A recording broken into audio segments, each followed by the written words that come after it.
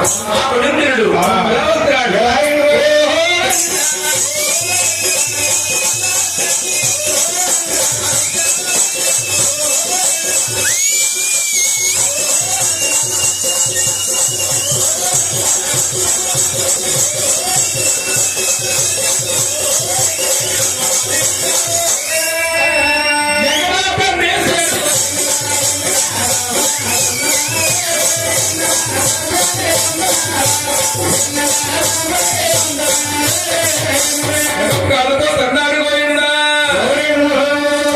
మహావిష్ణువు అంటున్నాడు, ఓ మహాను బాబా, నా వస్త్రస్థలకు తరినందుకు నాకు బాధ లేదు.